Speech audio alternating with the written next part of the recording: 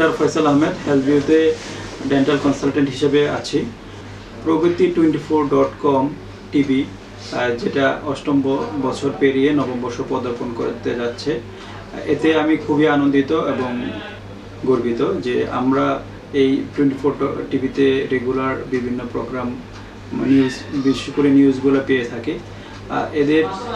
ওনাদের উত্তরোত্তর সাফল্য কামনা করতেছি। আমাদের হেলথ ভিউ পরিবার পক্ষ থেকে 24.com টিভিকে এবং দর্শকদেরকে আন্তরিক শুভেচ্ছা অভিনন্দন জানাচ্ছি।